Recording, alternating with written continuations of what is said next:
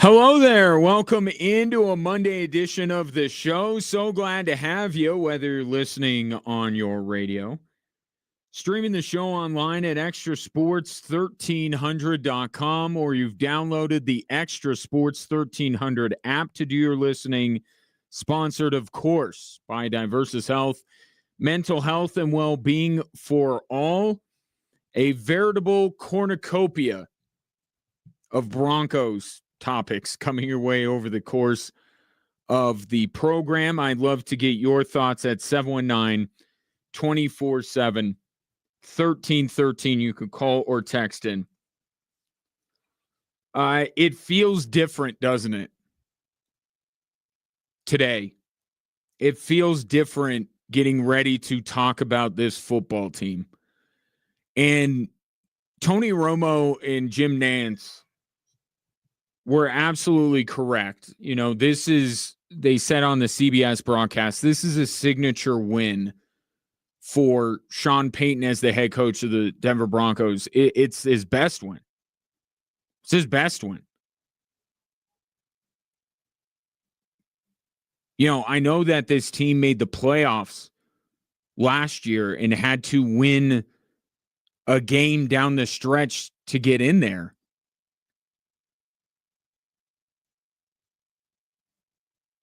But who was that game against?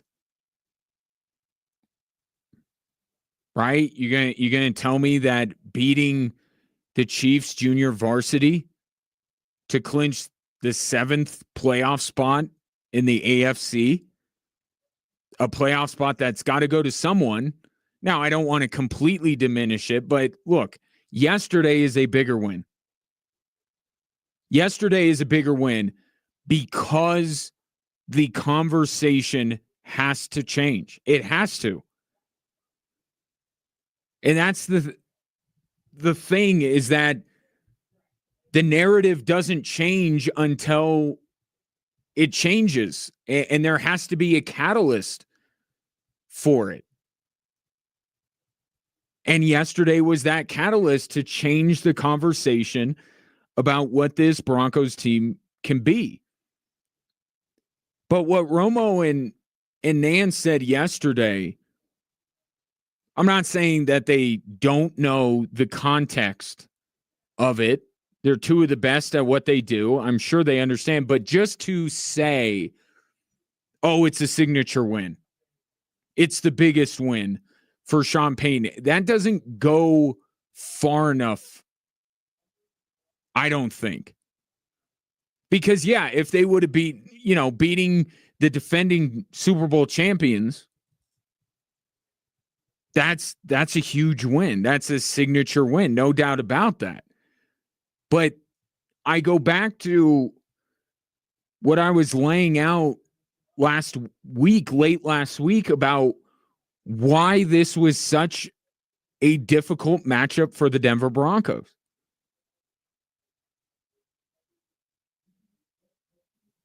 On the road, last season plus, with Bo Nix and Sean Payton together, in that same amount of time for the Philadelphia Eagles. Broncos on the road, 4-8. Philadelphia was 13-1 in one-score games. The Denver Broncos were 2-8. Philadelphia 13-2. Here's one I didn't bring up because we didn't know how the game was going to play out. Fourth quarter deficits.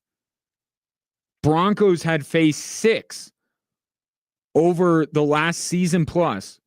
They were 1-5. Philadelphia was 18-1.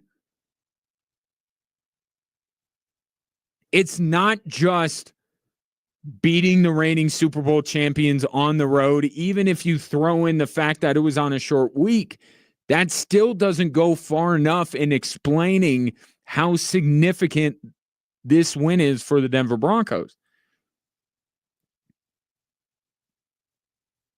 We've seen Sean Payton get the Broncos over the hump on some things. Right? He's beaten Kansas City. He's beaten Mahomes. They've gone to the playoffs. Like, there are other instances where Sean Payton has helped the Broncos win a game that they had not won in a long time. But this was like every other possible hump that was there in one foul swoop. Every other part of this team that they couldn't figure out, they figured it out. On the road against an elite team, the game was decided by one score. The Broncos had to come from behind in the fourth quarter to do it. The penalties late in the game were on Philadelphia, not on Denver. This had been a team through 4 weeks, or really 3, because there wasn't a lot that would cost the Denver Broncos ultimately in the Cincinnati game, but you even saw some of that DNA in the Cincinnati game. Heck, you even saw it early in the game yesterday. The Broncos making the mistakes, the pre-snap penalties, the avoidable errors that cost the team the Indy game and cost them the Chargers game. It was costing them against the Eagles. So you can go even deeper beyond the, road one-score game, fourth quarter comeback. The Broncos through 3 quarters looked every bit the same team they had looked for 4 previous weeks.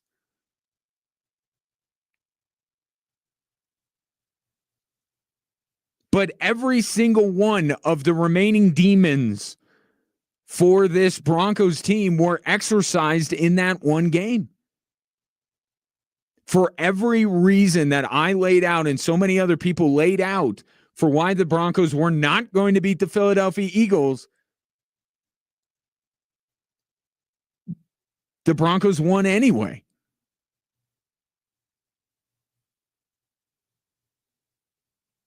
Philadelphia, a team that had made, these two teams could not be coming into the game on more opposite ends of the spectrum. And I'm not talking about record. I'm just talking about the way they win or lose football games.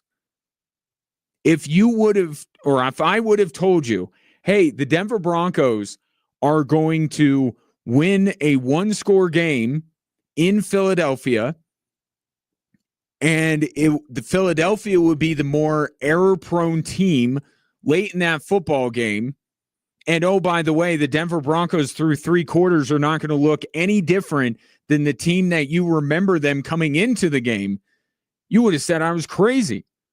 The improbability of not just winning that game by any means necessary, it would have been an improbable if they would have blown them out, if they, any way they would have won, it would have been improbable. Because of all those things I laid out.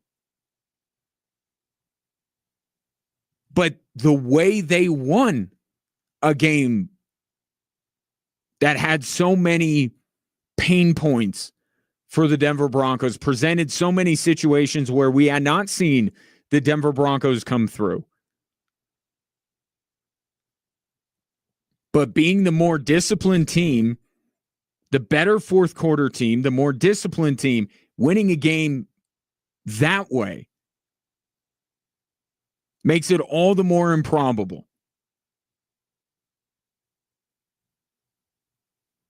And I said this on Friday, and I'm nothing if not consistent.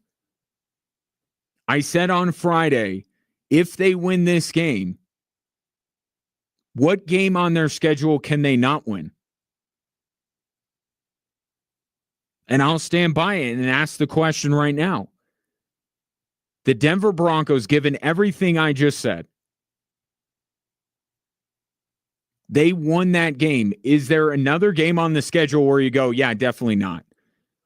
They're not going to win every other game they have on their schedule. They will lose again. I will promise you that. Despite the vibes being as high as they are right now and people believing in the Broncos at a higher level than they ever have before, or at least they have since Peyton Manning retired, I will guarantee you they will lose at least one more game this season. Can we at least agree on that? But which game is that? Okay, going into Washington on a Monday night, difficult. Going into Arrowhead on Christmas, that's a tough one. You may not think that the Broncos are going to win those games, but there's not a game on the schedule that you can 100% dismiss out of hand now.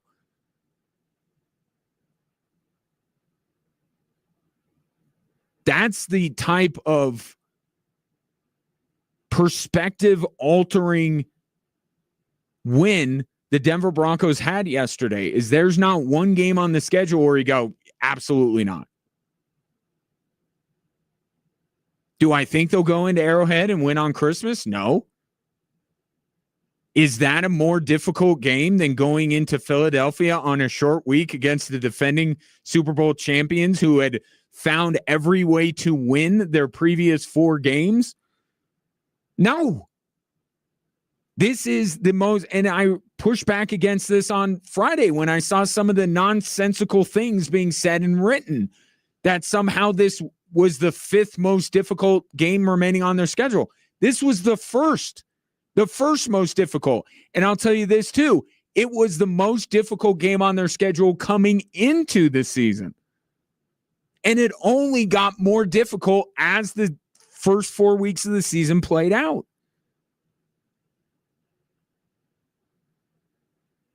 More than any other game on their schedule, this was the one that could truly change the conversation around this team, change people's perspective on this team.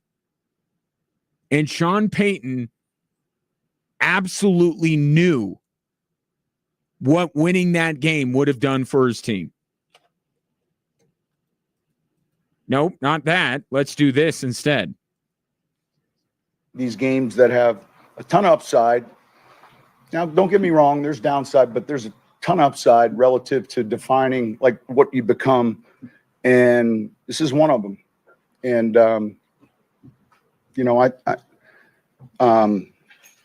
I think they were confident coming in. I asked them afterwards, who are you afraid of? And this is a league this is a fine line between a groove and a rut. And it was a good win. Who are you afraid of now?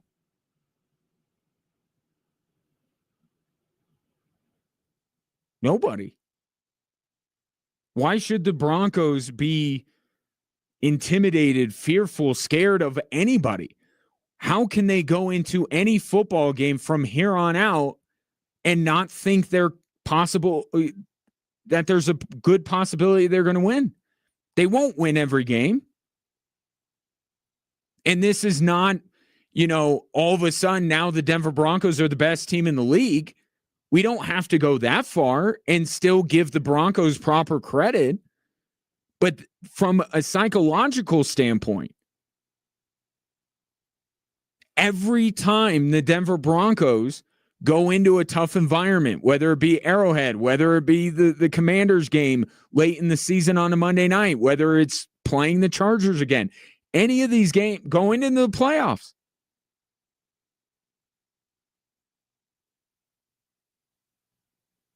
every time the Broncos go into a difficult environment against a good team, they're always, from now on, going to be able to say, yeah, but we went into Philly and won that game. And Sean Payton has talked about it. He's talked about it on an individual standpoint with Nick Bonito. He just talked about this last week. Like, there was always the confidence and the belief that existed with Nick Bonito that he would be what he is now. Okay, but for Nick Bonito, he needed a season like last year to prove to himself. And there have been little steps along the way with Sean Payton building this thing up where he's talked about how the confidence, the real confidence, comes from success. And the Broncos were in a situation yesterday when that fourth quarter began in which their reasons for success or their chances of success based on previous history was next to nothing.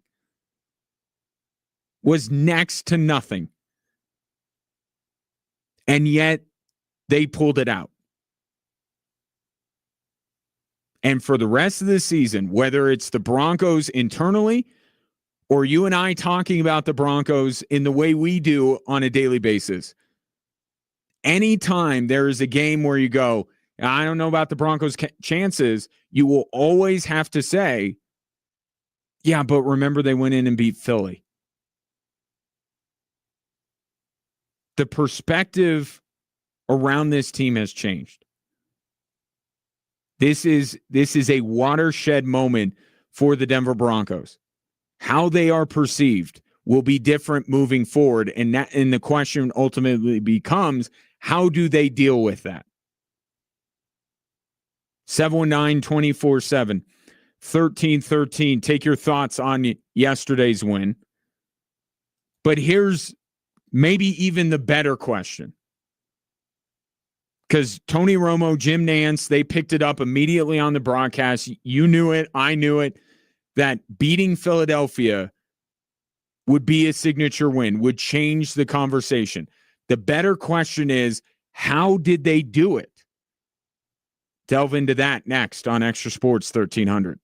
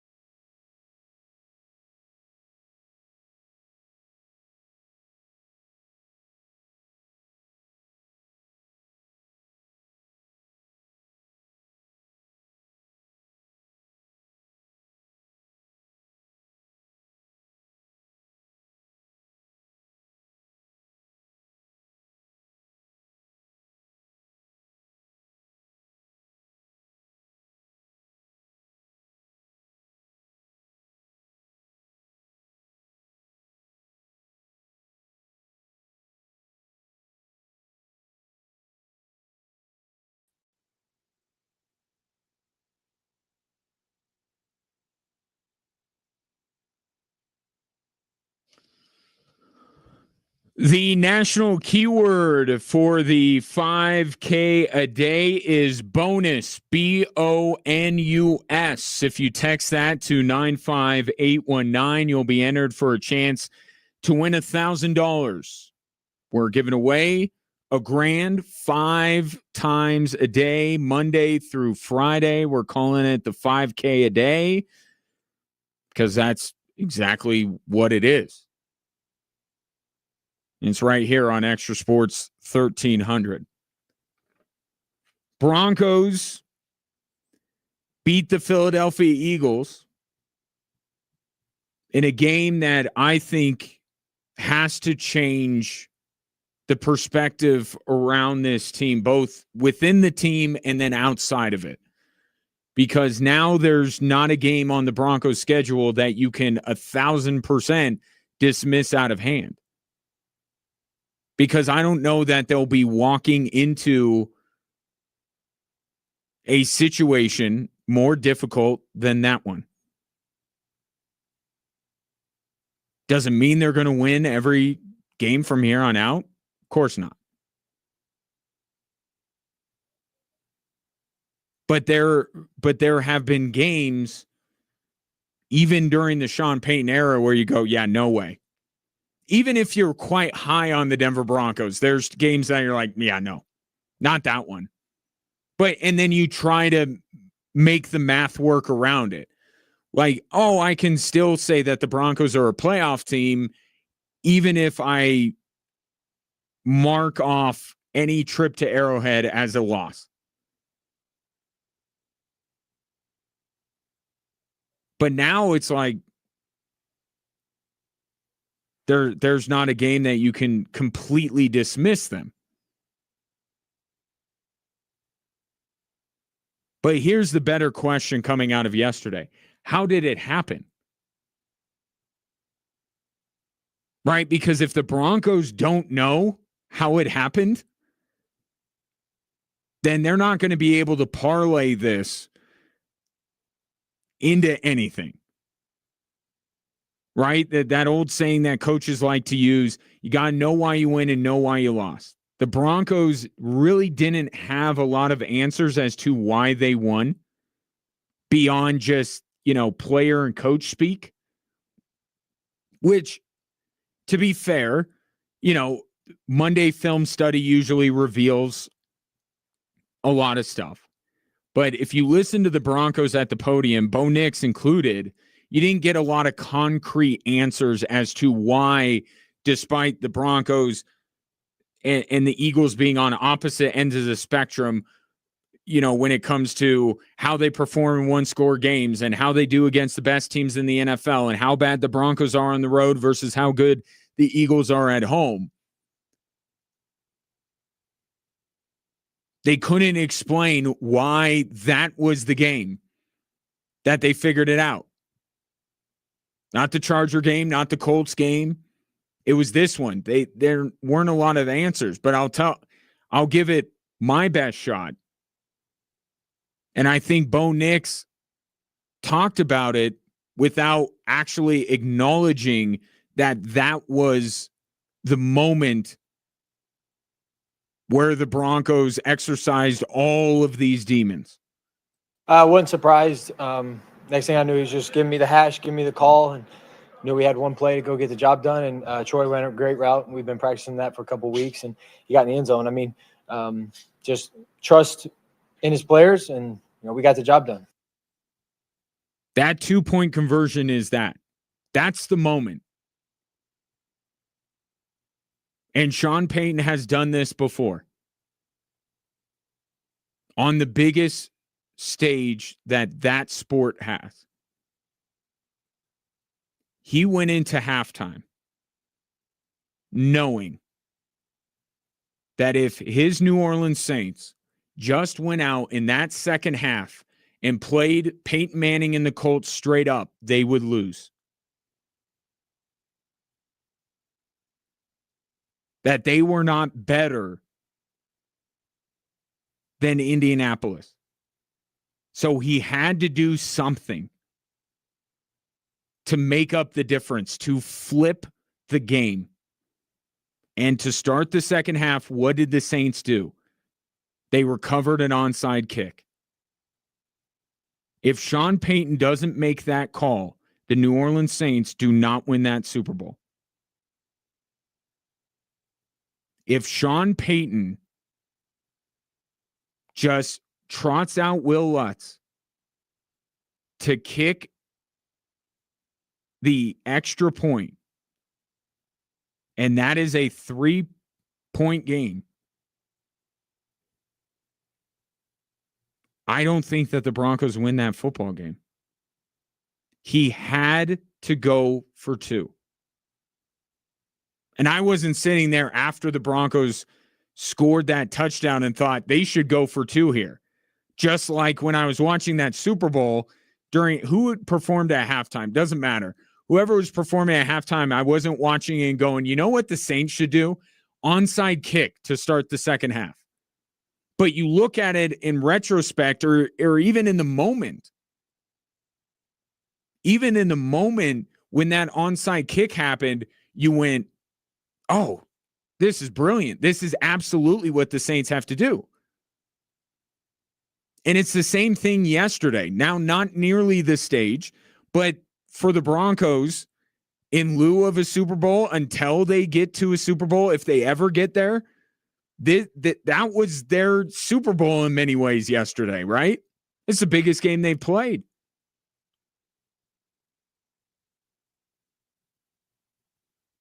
You look at it in the moment, and maybe the initial reaction is, ooh, he's going to go for 2 here. And then you start to work through it in your head, and you're like, oh, he has to do this. He has to do this. If the Eagles can simply go down the field and kick a field goal, are you taking the Broncos? Like, just try for a moment. Broncos kick the extra point. Do you feel like the Broncos win that football game? Are you feeling confident that the Broncos are going to win that football game? No. No, you're not. Because it's only a 3-point game. With Jake Elliott, all the Eagles got to do is get it to what? Because of, and all the discourse last week with Vic Fangio talking about how unfair it is that kickers can kick from so far away. They get to what? The 45 and Jake Elliott can make it? Maybe that's a little bit much.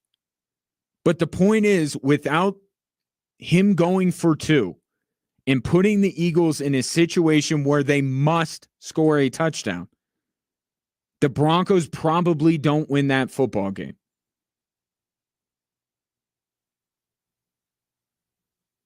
And it would be very difficult if the Broncos failed to execute and failed to get that Sean Payton wouldn't be getting killed today. And I'd like to sit here and believe that I would not be piling on him. It would be very difficult. Just like in that Super Bowl, it would have been very difficult for me or anybody else that does this for a living to not absolutely kill Sean Payton for trying an onside kick, failing and letting Peyton Manning and the Colts have a short field.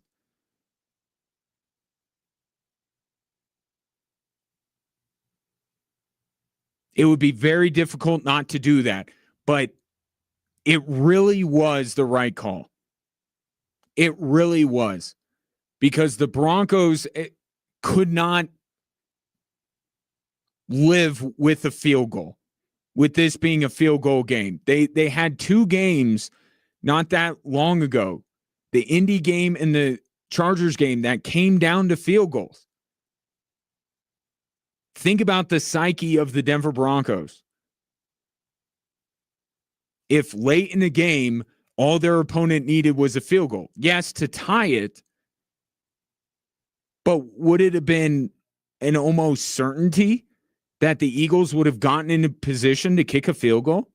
And given the way that things have gone for the Denver Broncos, was there any doubt that even if Jake Elliott missed it, that there wouldn't have been a flag on the Denver Broncos and they would have been allowed to retake it closer and have made it? Like, it would have been an absolute certainty, at least in your head. And you don't think that the Broncos players would feel that way too? Oh, here we go again. Another field goal game. And I get it would only tie it and not win the game. But all of this confidence that the Denver Broncos have built up, and they've been, win or lose, they've been kind of a streaky team so far, haven't they? They've been very good about riding momentum, but it's been very difficult for them to grab it. Right? It took them almost an entire half against LA to get momentum. Once they did, they got right in that game. Broncos against the Chargers were the better team for about 3 minutes. That was it. But they are a team that when they get going, they really get going. But grabbing that momentum and keeping it for a long time, it has not been a strength of theirs. But they'll grab it, and for a couple of drives, man, they will look like world beaters. And it was Sean Payton in that moment going, we're executing. We have the momentum. I got to try and push this. Because if I just simply send out Will Lutz, he kicks the extra point, and Philadelphia is down by 3. Forget even if he would believe the Broncos would win in overtime or be able to score last second to win in regulation. The belief had to have been there that it was inevitable that the Eagles were going to tie that football game. And now they have to drive the length of the field. And you know what's crazy? They nearly did. Right? And we can get into the Eagles side of yesterday coming up next. I got to take a break. But the why did the Denver Broncos pull off easily their best win under Sean Payton? Why did they win against all of these things that were stacked against them, all of these metrics or whatever you want to say that you stacked up and you went, yeah, I just don't think it's in the cards for the Denver Broncos. They got to go on the road, short week, good team that thrives in one-score games versus a team that seems to find new ways to fail in one-score games. Like all of these things, this laundry list of reasons why the Denver Broncos wouldn't win that game. Why did they? Because of that 2-point conversion. It did the same thing for the Denver Broncos that onside kick did all those years ago for the New Orleans Saints. Straight up, just going back and forth. The Saints were no match for the Colts. The Broncos were no match for Philadelphia. Sean Payton had to do that. If they don't get it, he's getting killed today. They don't get that 2-point conversion, but they did. And even if they didn't get it, you have to look at it and say it was the right call. Because that game was going down the same road that all of these previous Broncos losses have gone down. Broncos look good. They look like a better team for a little while. Look like they can hold their own. But late game, it's close. No. It was that 2-point conversion. This will be the placeholder until there's something on a grander stage that Sean Payton does. But this is the regular season version of that onside kick in the Super Bowl. Realization for a coach saying this is not going our way. And if I don't do something drastic to try and change things, we're not going to win this game. And you had to have felt if the Broncos are merely up by 3, that they weren't going to win that football game. But up by 4 changed everything. 719-24-7, 1313. More Drive Time Sports after this.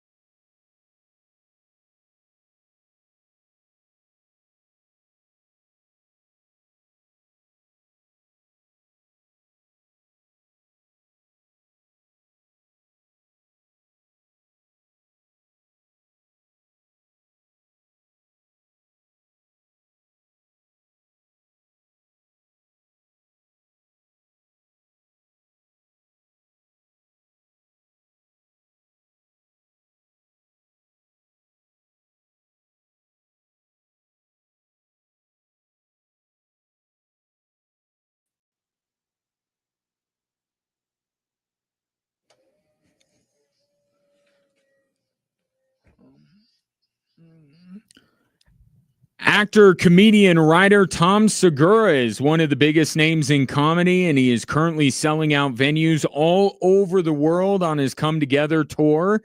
And that tour will be coming through our neck of the woods on Sunday, November 9th, 7 p.m. at the Broadmoor World Arena.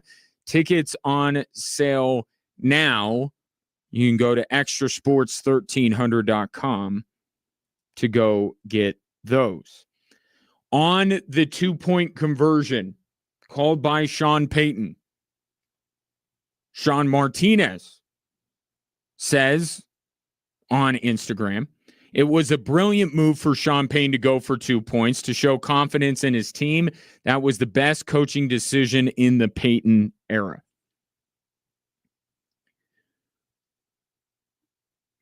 I think, Sean, you're spot on. I think it's two-pronged. It's the math of it, but it's also the psychological aspect. Right? I think that I know they go hand in hand, but if you just for a second remove one or the other, right? The 2-point conversion, trusting his team to execute a 2-point conversion at that stage in the game is Sean Payton breathing confidence into this team. To say nothing of the math. And then you put it the other way and you say, forget about, the Broncos' confidence. The math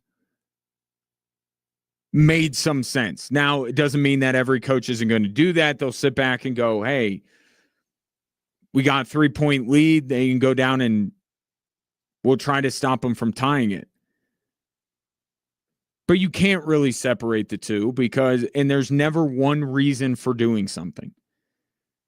But again, you go back to the onside kick in the Super Bowl. What was behind that? What it started with was an acknowledgement from Sean Payton that we're not going to beat the Colts straight up. So we've got to do something to shift the paradigm, if you will. And it's the same thing as yesterday. The one thing that you can't say, no matter how high you are on the Broncos right now, they're not better than Philadelphia. Okay, I know that that's an easy place to go. Well, the Broncos beat Philadelphia. Clearly, they're the best team in the league now, and all teams are not as good as the Denver Broncos. That's not how it works, and you know that. The Philadelphia Eagles are still a better team than the Denver Broncos.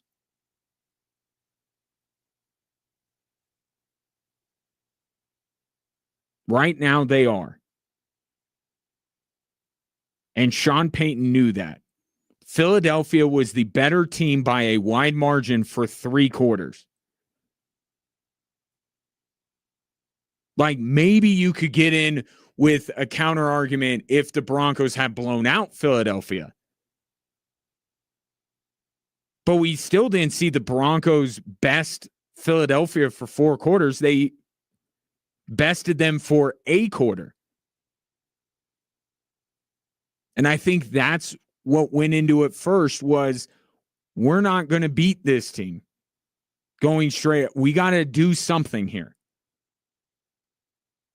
And then you go beyond that to, hey, if my team hits this, what could it do for us psychologically? And also the psychological aspect of we don't have to play another game that comes down to a field goal.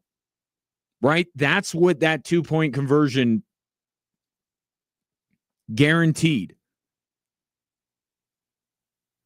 That it would not come down to the Denver Broncos for the 3rd time this season trying to defend a field goal at the end of the game. And it forced Philadelphia to score a touchdown. And just that psychological turn, I think, was important.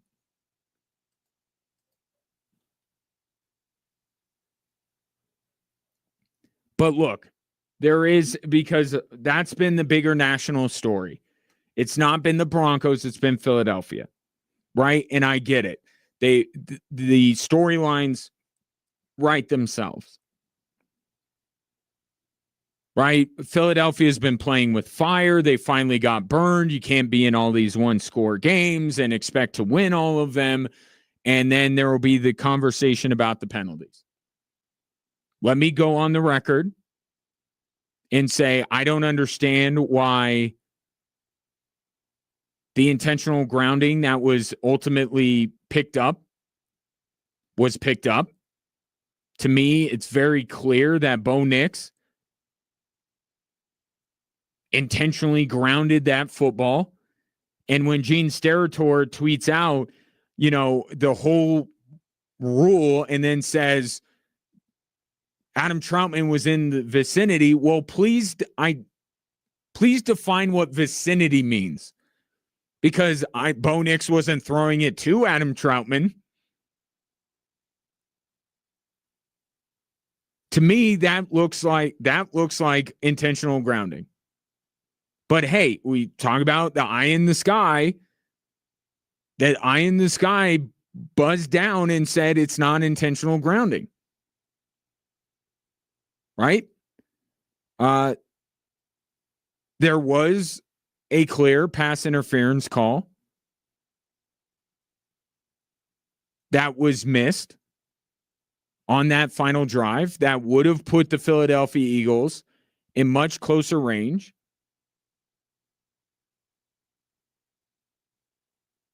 But shouldn't have been pass interference when Marvin Mims in the first half got interfered with.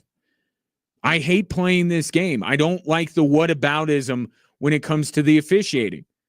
I'll tell you what the most important call of the game was, and it was 100% right, and it was 100% avoidable.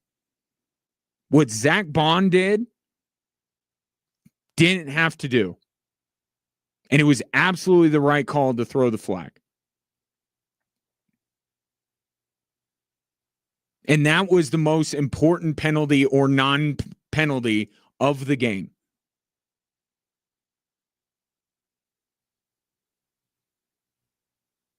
So, yeah, I could easily do this show in Philadelphia and talk about all of these things that Philadelphia did or did not do, the calls that didn't go their way, that should have, and all this kind of stuff. But let's keep it on the perspective on the Broncos.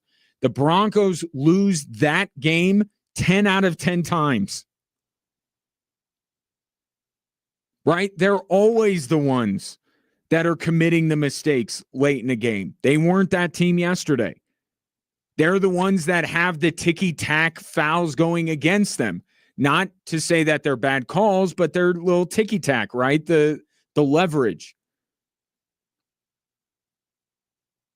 Like, sure, there are two sides to every game, and I'm sure every Philadelphia Eagles fan feels like they were wrong, that the referees, screwed them over and all this kind of stuff, and I get it. I've never been one to focus on the officiating because you have 4 quarters, you have a full hour of clock time to figure it out.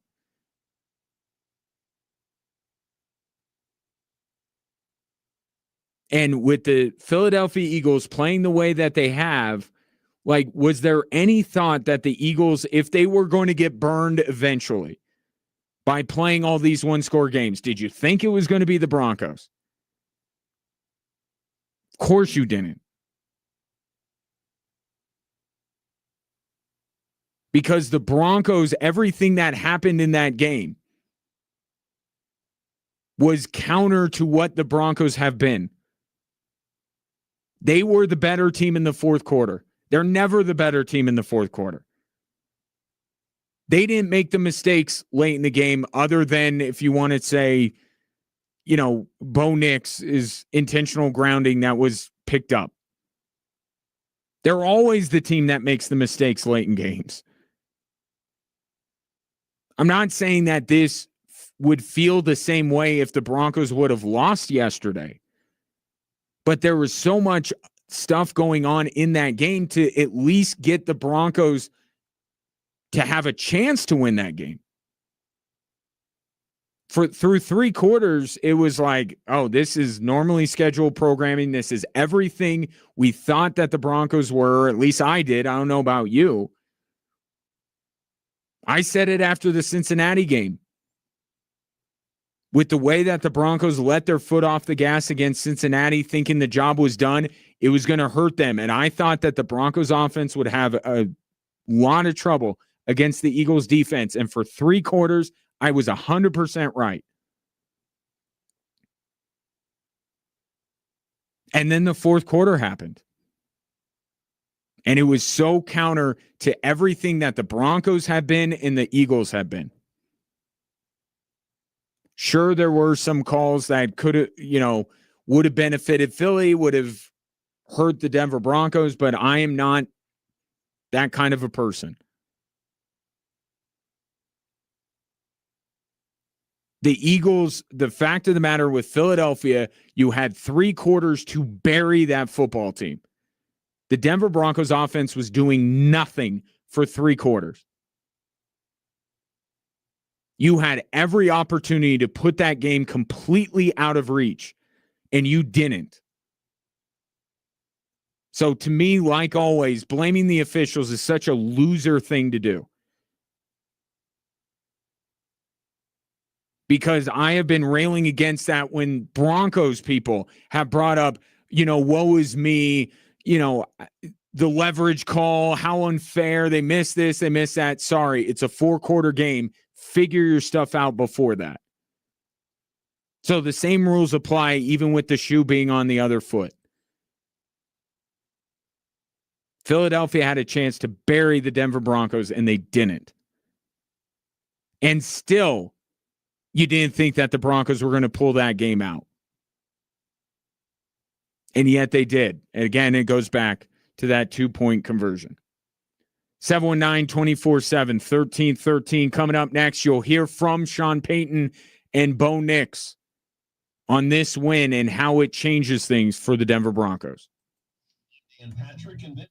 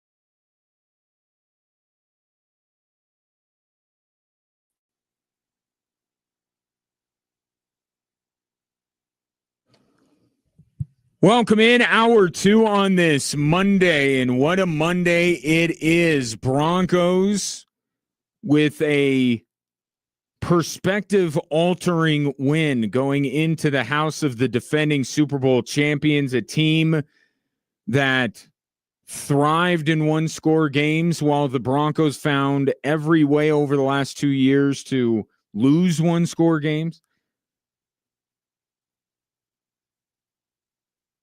And now you look at things and say, you know, what game on this schedule do you completely dismiss the Broncos' chances? And more importantly than you feeling that way is the Broncos feeling that way.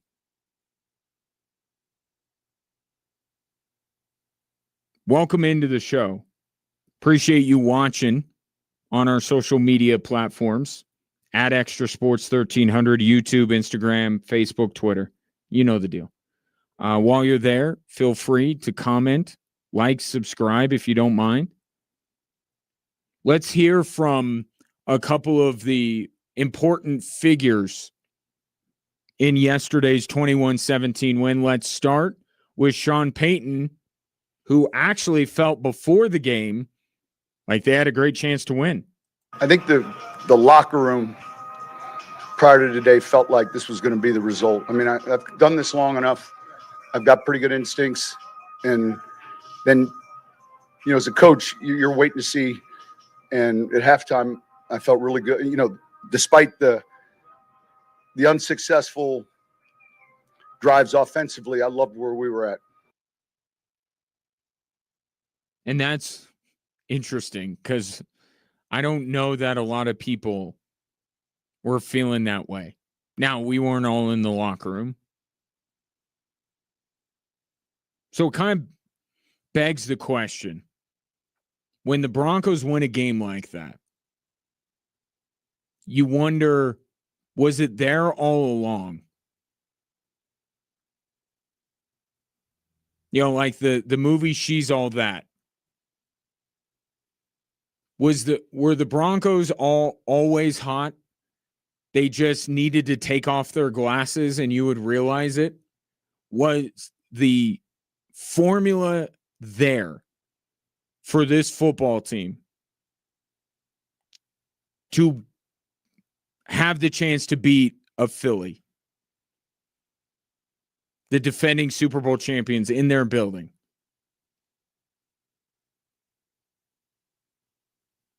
I think you go back to the Cincinnati game and the first half, because you know I didn't like the second half from the Denver Broncos offensively. But what they did in the first half, I said that's the identity. That's what this team wants to be. And they just kept running the ball and running the ball. You know, I don't know if it's the way that Sean Payton chooses to win games. I think he would much rather Bo Nix slinging around the yard. I mean, we saw week 1 what the game plan was. Some part of Sean Payton would love for the Denver Broncos to be winning because of Bo Nix being prolific. But that can't be the reality right now. This team has to run the football. And then just when you think they should stop running the football, they should run it more. In fact, Sean Payton at the top of his play sheet, did you notice, has run it written at the top. Sean Payton has to remind himself to run the football. Because if he's not focusing on it, if he's not reminding himself, he'll go back to those old habits, that Titans game where he wanted to showcase Bo Nix. And it's just not the way that they win. I'm not saying that there were the signs there leading up to that Philadelphia game that was going to be the day that the Broncos would exercise all of these demons simultaneously. But the way they won the game is not surprising, if that makes sense. They won the game, which is surprising. The way they won the game isn't surprising. It was running the football. It was running play action out of that, moving the pocket with Bo Nix. The short and intermediate routes, not the deep ball. Bo Nix still doesn't quite have that in his tool belt yet. And you saw it a couple of times yesterday. He's got to work on that to be a more complete quarterback. He's got to work on the deep ball. We've seen that time and time again already this season. Okay, but that's a long-term goal. We've seen with the Denver Broncos on Monday with Cincinnati what they should look like. Even if it's not quite the way that Sean Payton likes to play it, his preference, I think Sean Payton has enough self-awareness to understand that that's the only way they're going to pull off an upset like yesterday.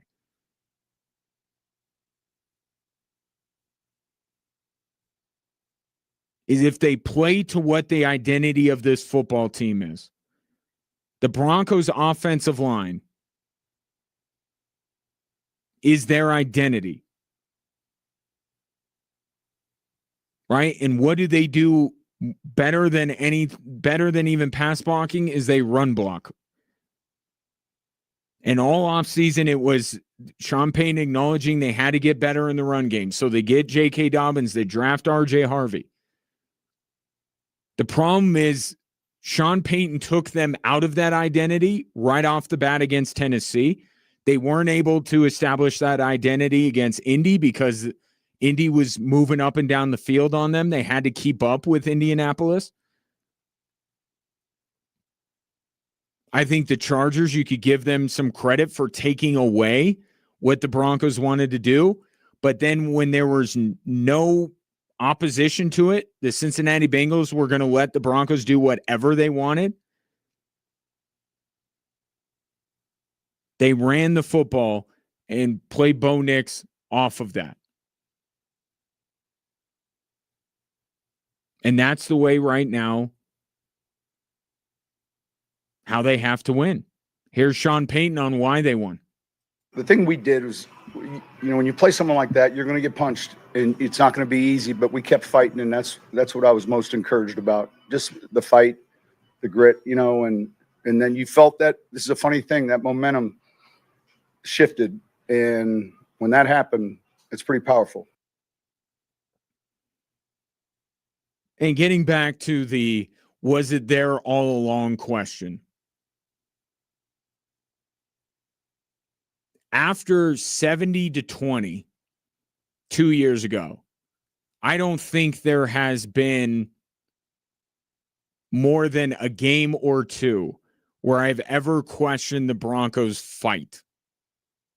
Right? That's not what the last 4 weeks have been about. It wasn't about fight. It was about mental mistakes. It was about lack of talent or lack of ability to close out games, not having that killer instinct. But the fight has always been there, right? This team is going to keep pushing and keep battling and trying to win these games. So that was there. That's been there, and that was something that Sean Payton had tried to instill to his team very early on. That's a staple of this team, but it's not enough. And previous results would tell you it's not enough. The fight, it can't just be the fight. Right? Rudy had all the fight in the world. It didn't get him that far, right? You got to have the other stuff on top of it. So credit to the Denver Broncos, especially offensively, for continuing to push, even though they were getting nothing going. It's something that Bo Nix talked about. To tell you the truth, it's not easy going out there 17-3. You haven't had much success. It's tough to get things going. I mean, you don't want to you want to have juice, but you just know what's happened to you already. So we have an experienced front. We have experience on the outside, and the younger guys, they just kind of hop in line and just do what the older guys are doing. And we just kind of had this sense of just need one drive, just go down the field, one play at a time, let's put a drive together. We stopped talking about points. We said, look, we got to go get a touchdown. Points is not just what we want. We want to go get 6. And we kind of spoke it into existence. Now, I thought the part about the veterans versus the young guys is an important point that Bo Nix made. And while Bo Nix is a captain and he's been painted as this leader on the team, it goes back to the identity of this team. Where are most of those veteran guys? Bo Nix said himself up front, Garrett Bowles, Mike McGlinchey, Ben Powers.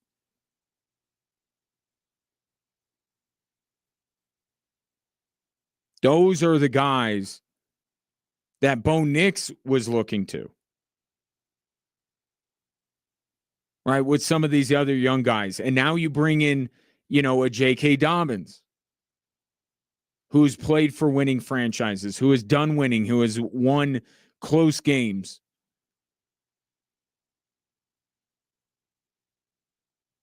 The identity of this team starts up front with those offensive linemen. And not only should they be, ran behind, right? Let them do what they do best, and you'll have the highest chances for success. But also, they're the leaders to help prop up Bo Nix. Whereas many jokes as we make about how old Bo Nix is, and he has this C on his jersey, but that C in football doesn't mean what it means in hockey. It's just something that it doesn't mean the same thing. But Bo Nix doesn't have to be that, shouldn't be that. The veterans on the team that have won before that can say, I've been through this. I know how to do it. Those are the people you lean on. And Bo Nix isn't that guy. And it's fine. But right off the bat, at the beginning of the season, Sean Payton tried to put it all on Bo Nix. Said he's ready to sling it around the yard and dominate, and he's just not. And perhaps game 1 made that sink in a little bit. And Sean Payton has tried to do it the quote-unquote right way, do it the way that they have done the last 2 weeks. But because of the circumstances of the Indy game and the Charger game, you couldn't really do that. You got a good look at it on Monday night against Cincinnati. And you knew that's what the Broncos were going to try and do against Philadelphia. So they had the right idea.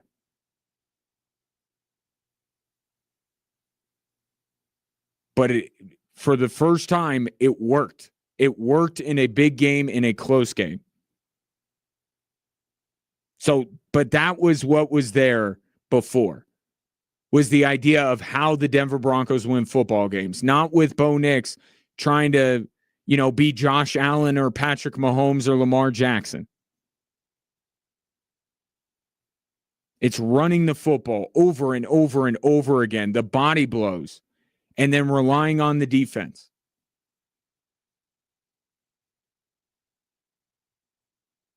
And they were able to break through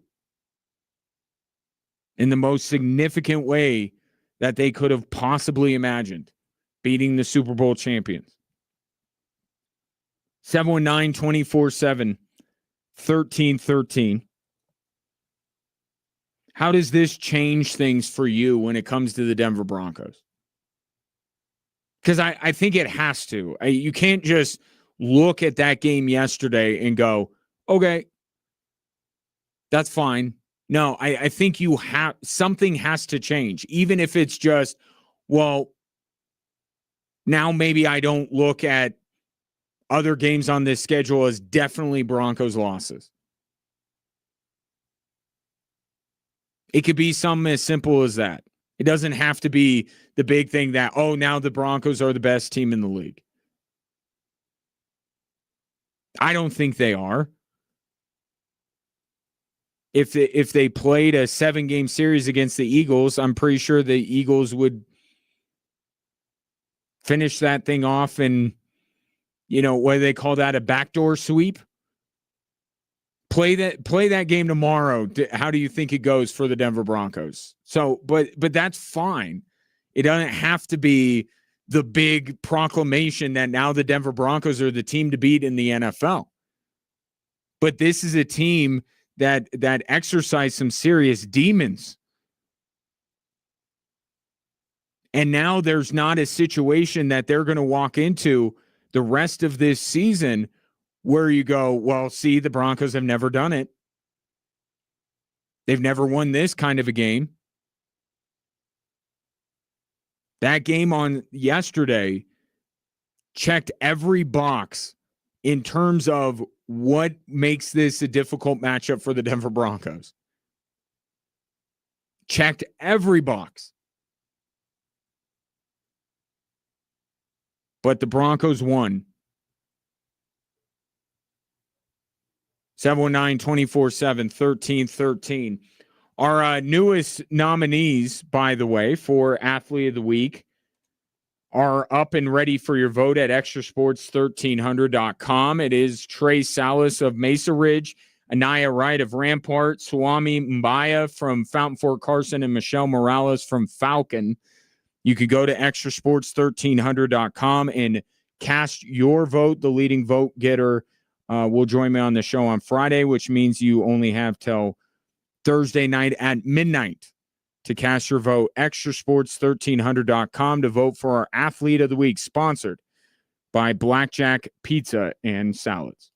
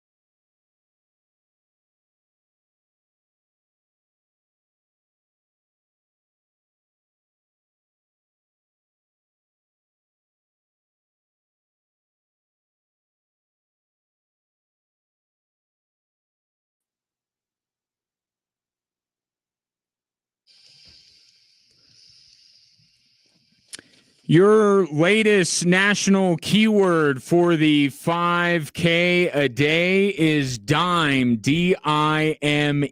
Text that to 95819, and you'll get a bounce back letting you know that you entered to win the 5K a day, $1,000 5 times a day, Monday through Friday, right here on Extra Sports 1300. Let's get to your thoughts on this Monday.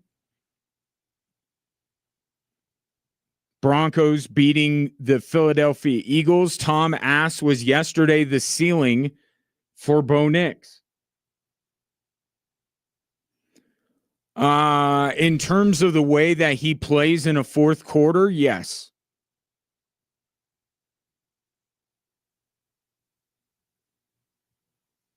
Right? I mean, how much better could he have been in that fourth quarter? Like, realistically. Yeah, in the fourth quarter, yeah, I would say that's about his ceiling. The game itself overall, better hope not. Because he was not great for 3 quarters. And I don't think that Bo Nix is Tim Tebow reincarnated here. I don't think that Sean Payton wants this team to just come alive in the fourth quarter. And to be fair, that's not what they've been. Right? In fact, they've faded in the fourth quarter more than they've been the better team in the fourth quarter with Bo Nix and Sean Payton together. But yeah, fourth quarter, Bo Nix,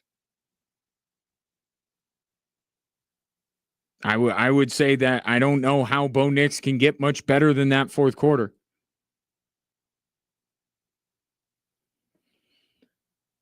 This from the 719, running the ball and a non-call defensive pass interference at the Eagles' 3-yard line is what won that game for Denver.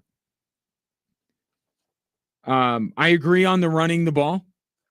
I think that's definitely the recipe, the identity that this team needs to take on until Bo Nix becomes a more well-rounded, a more complete quarterback, a quarterback with more experience. As far as the pass interference goes, one, I'm not a blame everything on a last second call. I don't agree with it. I think that there are plenty of other spots in that game where the referees don't factor into it, that a team fails, and it's more the reason in the end that they lost. But should there have been a pass interference call on that late in the game? Yes. But coming into the game, the Philadelphia Eagles were 100% in the red zone, and the Broncos were the best red zone defense. And the first time they went head-to-head, the Broncos won out. So did the missed PI call win the Broncos the game? No. No, it didn't.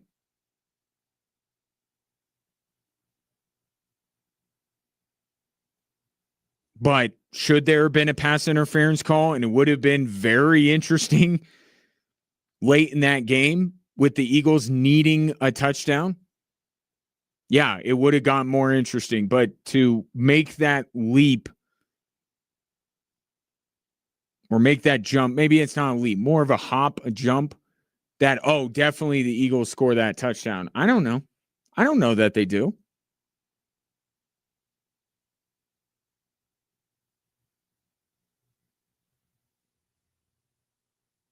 But I'll see the missed pass interference and raise you why in the world is Zach Bond committing the penalty that he committed, which was a blatant and obvious call for the referee to make. And the Eagles are a team that's known for their discipline. right? They don't make those kind of mistakes. And yet they made them. And I think that's part of why you stop short of saying that the Broncos are better than the Eagles.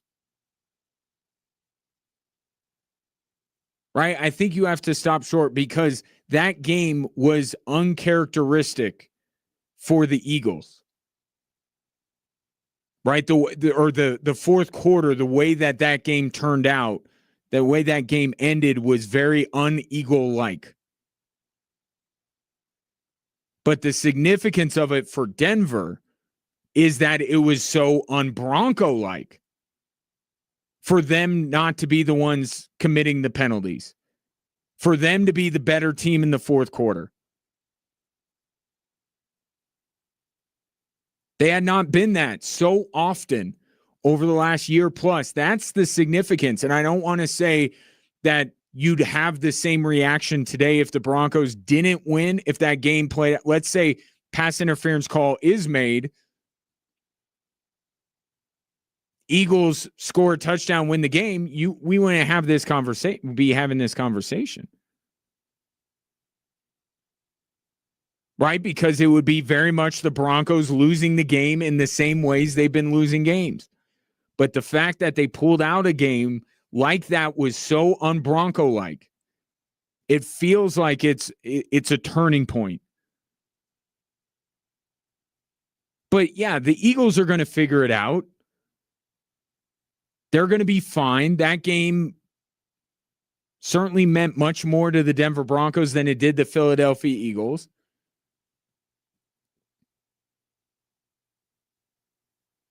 But God put it somewhere between these two things.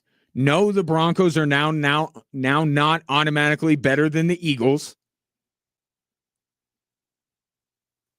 Right? We can give credit to the Broncos by still acknowledge that the Eagles, that if that was a series, if they met again, you would probably take Philadelphia. So they're not better than Philly now, but they're also better than what they were. The Broncos have reached a new level. They've leveled up with that win. And now it's going to be, now here are going to be the questions. One, can they do it again? Right? Can they go into Washington on that Monday night? Can they go into Arrowhead on Christmas? If they go in, if they make the playoffs and that's the only quality win they have, then yeah, it's not going to feel the same way.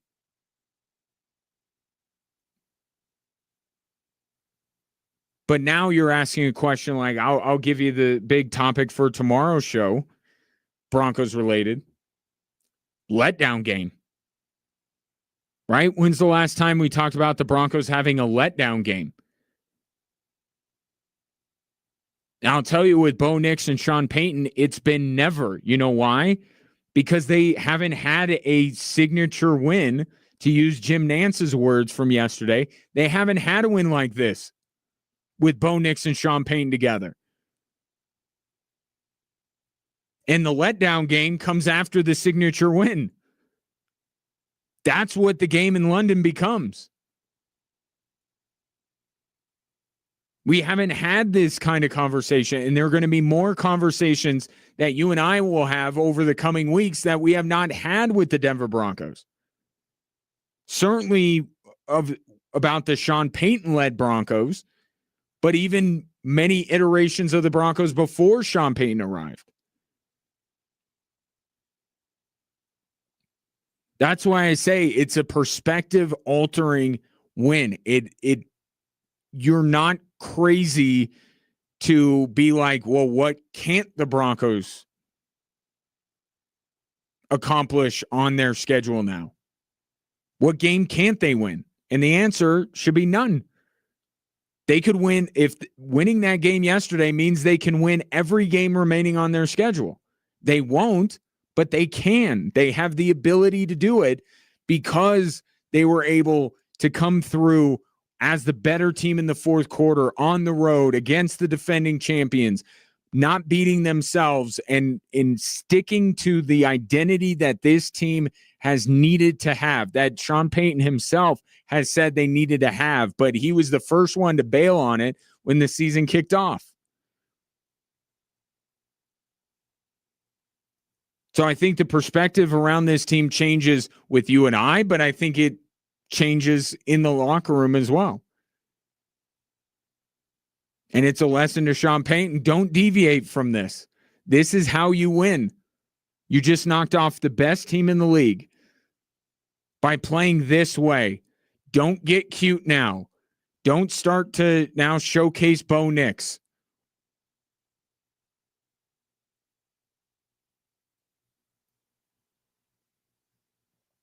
Stick with this script. Stick with this identity. Keep run it written at the top of your play sheet.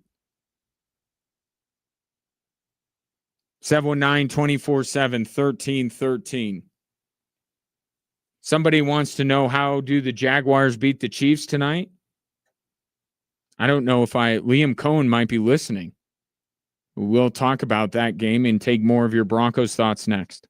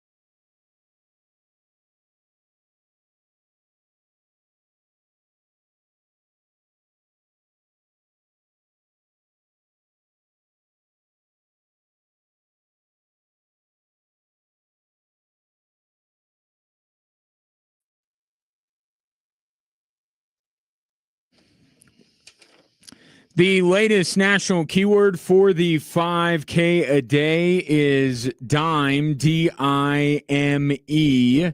You can text that to 95819 and you'll be entered to win $1,000, which we give away 5 times a day, Monday through Friday. It's the 5K a day here on Extra Sports 1300. Broncos beat the Eagles 21-17. Dutch joins the show and wants to talk about yesterday's game, I think from the Philly perspective. Dutch, glad to have you. Fire away. Do it. I'm not going to do it. I'm not going to come in all sour grapes and mad saying that, oh, the Eagles lost, the Broncos didn't win. No, the Broncos won fair and square. I'm not going to come in like some Eagles fans have been doing in the last 24 hours, blaming the refs and stuff like that. That's not my MO. I'm not doing any of that stuff. This is no sarcasm. Dude, the Broncos made it ugly. They won it straight up. They put 2 points in, or was it 2 scores in a matter of 5 minutes, and the Eagles had nothing in response to it. So I'm giving the Eagles or Bronco fans your due credit. Your team was a better team yesterday, and good for you. Well, that's very big of you, Dutch. But I'm curious. I am the bigger person. Thank you. Yeah, you are. But I am curious how you feel about your Eagles after a loss like that. Because if I would have told you that the Eagles, and you knew at some point they were going to lose a game, right? Maybe they were even going to lose a 1-score game. If I told you it was going to be Denver, that would do it. I would imagine you'd be quite surprised. So how do you feel about your Eagles after a game like yesterday? It hurts. It hurts. But it's not the sky is falling type of thing. I mean, they came in with the right defensive approach. They stopped the run, and they stuck Surtain on A.J. Brown and just wouldn't let us get going. Do you think that's the way to beat us? Do you think that I've seen this theory thrown out? I think Rex Ryan even threw this out on ESPN. Do you think that the Eagles took themselves out of their game before the Broncos did by making a concerted effort to throw the football to somehow appease A.J. Brown and Devontae Smith? No, I think they just dictated what the defense gave them.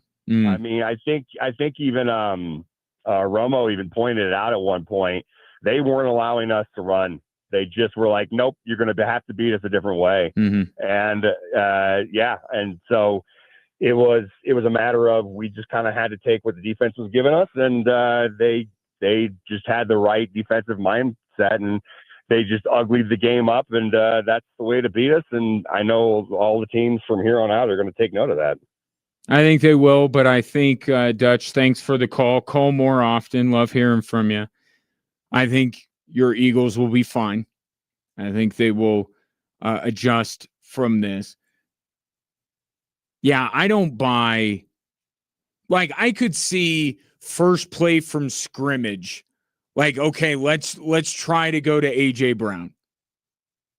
But as that game is unfolding, I have a hard time thinking that Philadelphia said, this game, it's more important for us to, get A.J. Brown and Devontae Smith involved or to get them to appease them. I feel like a team that has won a Super Bowl, a team that has silenced the doubters both inside and outside the city of Philadelphia is not going to sit there and I guess A.J. Brown's complaining and Devontae Smith's, I don't know, general disposition. People were saying that Devontae Smith was unhappy as well. You're a championship level team. I think there's you got to get with the program. But the Broncos game plan against the Eagles was exact. And I talked about it all last week. Teams, Saquon Barkley and Jalen Hurts are not running the ball as effectively as they did a year ago. Why? Because teams are geared up to try and stop them and daring the Eagles to beat them through the air. So I thought that the Eagles came out scripted some pass plays in there to try and get going, try and get the Broncos to back off a little bit. And they just weren't effective enough, or the Broncos just didn't. They just stuck with it. They just said, no, we're still going to do this because we have Pat Surtain. And look, Riley Moss got burned a couple of times. Alex Singleton got beat by Dallas Goedert.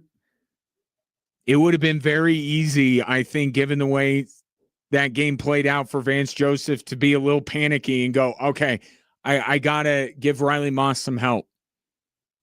Or I got to give Alex Singleton some help. Credit to him, didn't. Said it's about Saquon, it's about Jalen Hurts' legs, and we're going to force you to beat us because you haven't beaten anybody else with the pass game. I think the blueprint was there. That being said, better teams than the Denver Broncos have tried to do exactly what the Broncos did yesterday, and they weren't able to win. Broncos did, and they deserve credit for that. Yesterday was much more about Denver than it was about Philadelphia. And now the Broncos are in a different strata. It's going to be a different conversation surrounding this team. Different questions are being asked, and we'll see how the Broncos respond. It has made this season infinitely more fascinating than it was on track to be.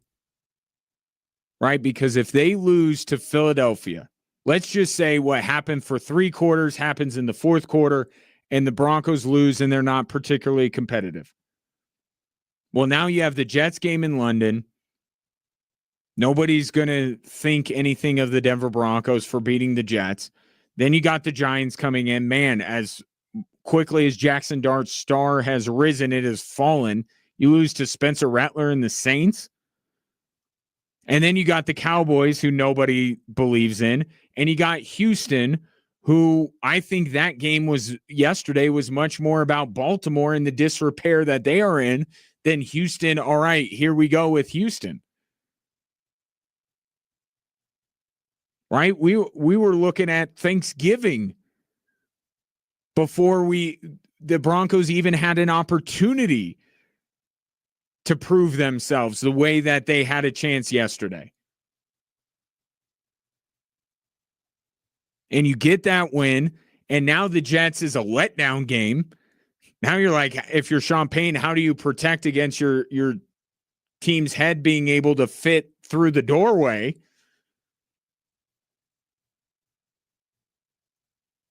I mean, I don't think that the Broncos will be on a 6-game winning streak, but give me the reason why they wouldn't be. They beat Philly. Why can't they beat the Jets? Why can't they beat the Giants at home? Why can't they beat Dallas and Houston? They'll probably drop one of these games somewhere. Maybe they do end up going to Houston and losing, but they got that win against Philadelphia. The conversation has to be changed now about this team. And now it's like, well, if they don't win the next 4 games, then something went terribly wrong.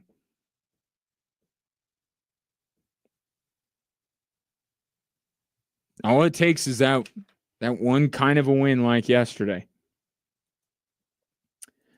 This text came in from the 719. How do the Jaguars beat the Chiefs tonight? By putting Travis Hunter on Xavier Worthy. They won't, because I don't know what Jacksonville is doing with Travis Hunter. I don't think they're going about this the right way. Credit to them for being, having a winning record right now and looking really interesting. I don't love what they've done with Travis Hunter. And tonight you're going to get a chance to see it on a national stage, just how they use him.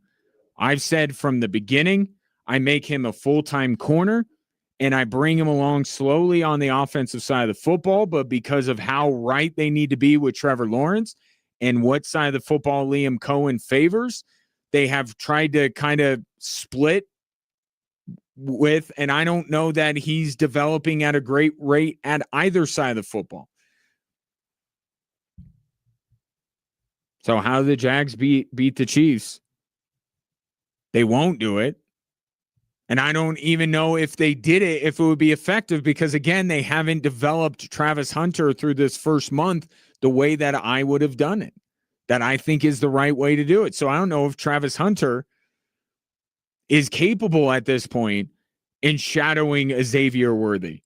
But it's pretty clear from the games prior to the Baltimore game, and then you look at the Baltimore game, that Xavier Worthy makes a big difference. So if you can take him out of things, then I think you got a real chance.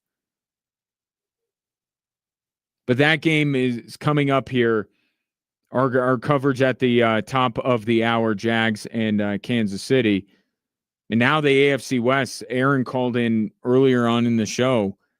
The AFC West now, how interesting has it gotten? And how much of a roller coaster ride have we been on for just the last couple of weeks? Chargers are great, Chiefs are terrible. Now it's flipped, and now the Broncos have beaten the Eagles. The only thing that remains the same is that the Raiders are definitely the fourth best team in the division.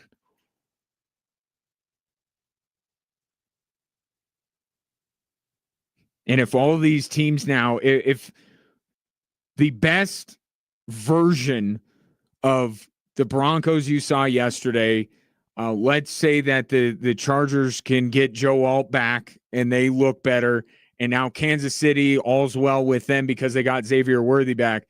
Man, the Vegas might get left in the dust. If the best of what we've seen from Kansas City, LA, and Denver holds out to be the case more often than not, Vegas is going to be way back there in fourth place. But it is a week-to-week league. And we'll see tonight. I'm very curious to see how the Jags look. And if they're able to beat Kansas City, I think that is, you want to talk about signature wins, what the Broncos got yesterday, that would be a signature win tonight for the Jaguars if they beat Kansas City, even at home.